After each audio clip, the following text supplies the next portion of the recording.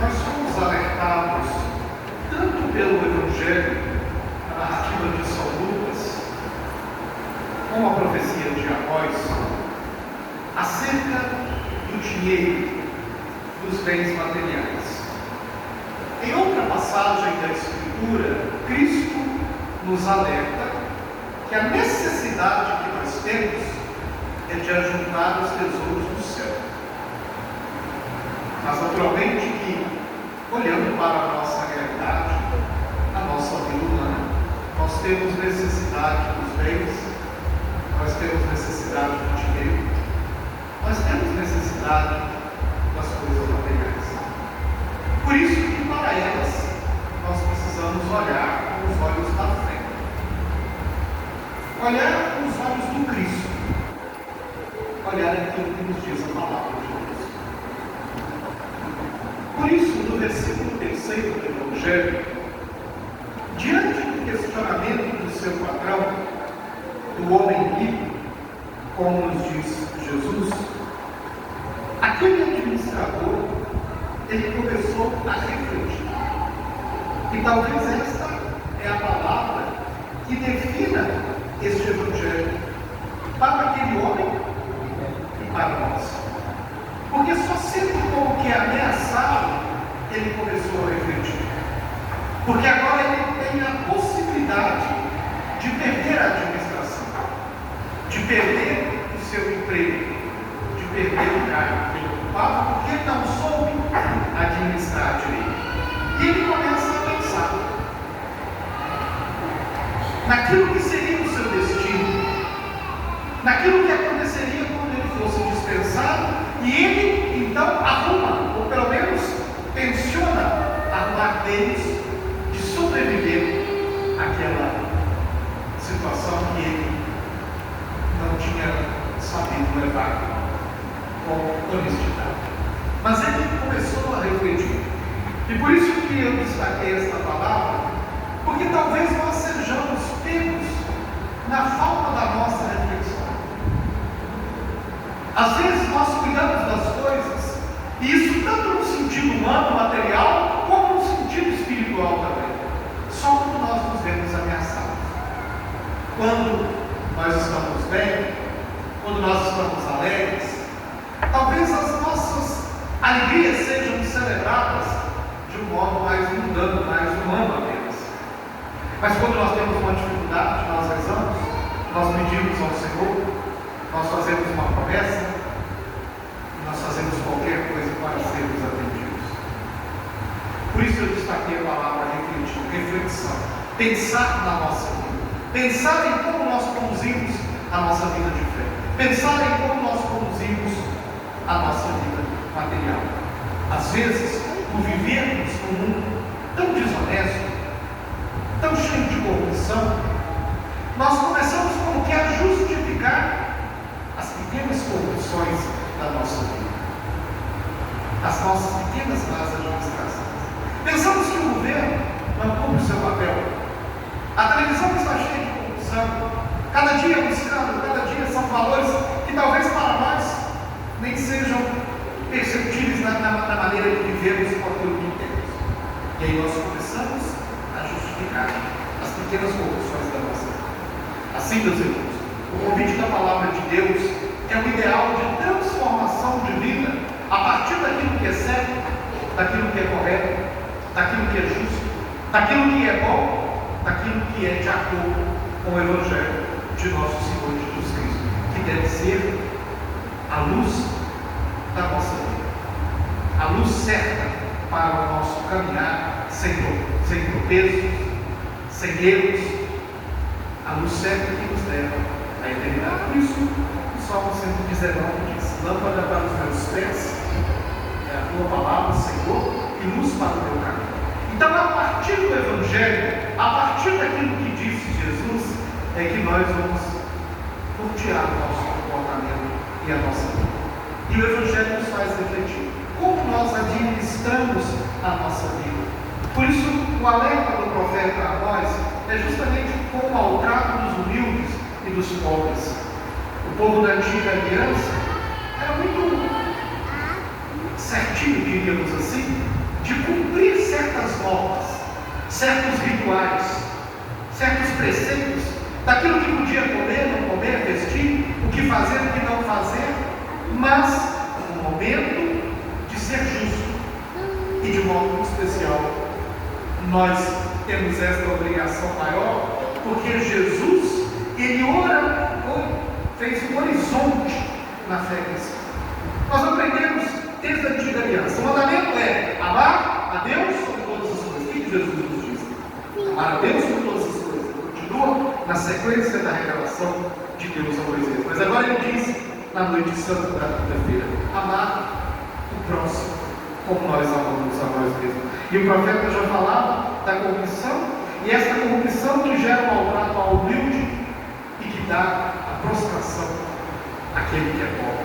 Basta que nós saímos pelas ruas, que nós vamos ver uma infinidade de pessoas, e para nós que vivemos lá no interior, que não estamos muito acostumados às realidades das grandes cidades, causa-nos susto e reflexão. Por que um mundo tão rico com tanta miséria? Por que um mundo tão próspero com tanta pobreza? Porque é um mundo que tem muito dinheiro com gente que não tem nada. Isso é para que nós pensemos em duas maneiras. A primeira delas é que nós somos cristãos e que faz parte do conjunto dos ensinamentos de Cristo que é necessário socorrer aquele que é pobre, aquele que é nosso irmão. São Paulo, na carta a Timóteo, diz que precisa rezar por aqueles que nos governam e aqueles que ocupam altos cargos, a fim de que possamos levar uma vida tranquila e serena, com toda a piedade e dignidade. Mas quando nós pensamos nas injustiças desse mundo, uns com tanto e outros sem nada, e muitos irmãos nossos sem a mínima dignidade, uma casa, uma cama para deitar, ou um prato de comida para alimentar, nós precisamos nos penitenciar e lembrar que aqueles que nos governam estão lá porque fomos nós e os colocamos. Então, meus irmãos, aumenta a nossa responsabilidade, porque Paulo fala a Timóteo que é um mediador, Cristo, que trouxe o reino de Deus para nós, e que ele era apenas um pregador, Paulo. Mas quando traz o reino de Deus para nós, esse reino foi confiado a cada um de nós também. Fazer o reino de Deus acontecer nesse mundo não é um passe de mágica, mas é um testemunho da igreja, é um testemunho de cada um de nós. O que nós estamos fazendo para transformar o mundo, para um mundo melhor, para aliviar o sofrimento do nosso irmão? Pensemos que muitas vezes a responsabilidade é nossa e nós terceirizamos. Culpamos o governo e nós culpamos nada. Achamos que a tarefa é do outro, ou que não temos compromisso porque aquele não é nosso amigo, não é nosso conhecido, não é alguém que está próximo de nós. Por isso, meus irmãos, nós podemos muitas vezes terceirizar a caridade e é preciso atuar na nossa vida, na vida da igreja. Porque também nós podemos comparar esta administração do reino com a própria igreja, comunidade eclesial, o reino de Deus, e o Senhor Jesus entregou em nossas mãos e que nós também não administramos corretamente. Embora o Evangelho nos remeta a uma administração a partir da história que Jesus contou de bens materiais, mas nós podemos comparar, porque estamos na igreja, estamos na missa, estamos em oração. E o reino também é como uma administração, que é confiado a cada um de nós e que nós não levamos a ter. E aí olhamos para o nosso irmão que sofre, para o nosso irmão que é mais pobre do que nós, para o nosso irmão que talvez não tenha a dignidade que Cristo desejou para todos nós.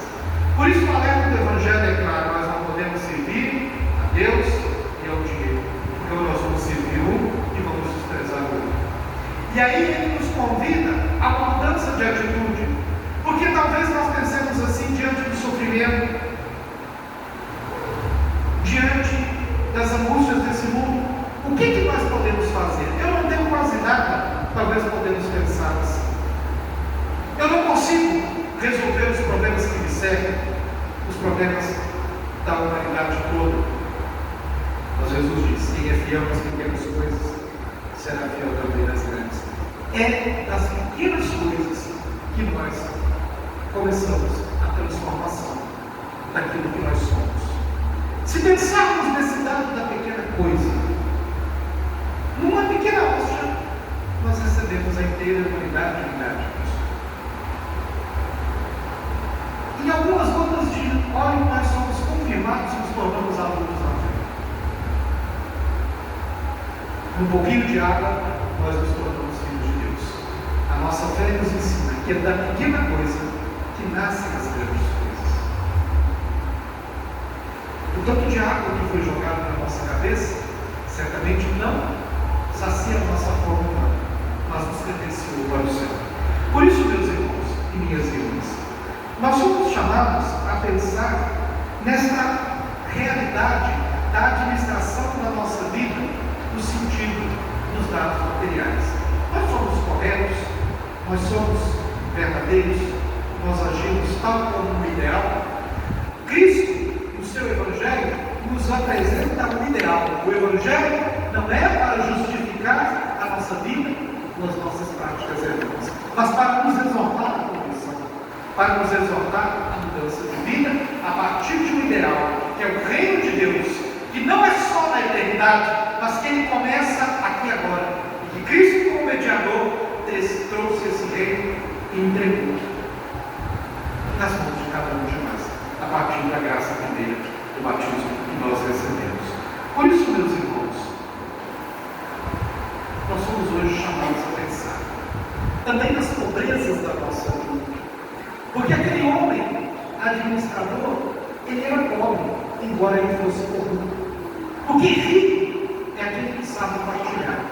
Rico é aquele que sabe estender as mãos. Rico é aquele que sabe olhar a necessidade do próximo e estender-lhe a mão. Ainda que nas suas mãos tenha o acúmulo, o excesso, o esbanjar, não é de Deus. Justamente porque o que Cristo nos ensina é partilhar dos irmãos. O que Cristo nos ensina é administrar bem. O que Cristo nos ensina é ver que nós podemos salvar o nosso irmão. Não salvá-lo para a vida eterna, mas salvá-lo em cada momento, porque nós somos agentes de salvação. E a igreja deve ser assim, estender a mão. Nós não podemos resolver os problemas uns dos outros, mas nós podemos administrar bem a graça de Deus e dizer que talvez o nosso irmão precisa de um prato de comida, e isso nós não podemos fazer. Talvez o nosso irmão precise da caridade, da palavra certa, na hora certa, do jeito certo, como nós cantamos naquela canção já antiga, e nós às vezes nos abstemos de fazer. Nós às vezes esquecemos que salvar, que praticar a caridade, que administrar bem, é como a nossa fé começa nos pequenos gestos. Peçamos ao Senhor que nos dê a graça de administrar bem aquilo que nós temos, e pensando isso no material mesmo, e administrar bem a partir da ótica do Evangelho, que salva e transforma, na partilha dos bens, na partilha dos bons. Se nós pudermos alimentar o irmão, ou dar uma palavra de conforto àquele que necessita, já é a nossa primeira caridade. Pensemos em todo o material que nós temos, no progresso talvez que a nossa vida nos deu. E pensemos que nós podemos também administrar bem o reino de Deus, porque talvez para o que tem menos, ou que não tenha nada, o pouco que é para nós seja muito para Ele, e seja um sinal visível da grande caridade que Cristo fez a cada um de nós. Temos que salvar e nos dar uma possibilidade de, já nesta vida, pela vivência prática do Evangelho, nós transformemos o nosso redor no ideal que Jesus desejou para todos e cada um de nós. O Senhor encontra o coração de nós abertos a partilhar, abertos a servir, acima de tudo, e valermos dos nossos bens, do nosso material para aliviar o sofrimento do irmão. A uma só voz professemos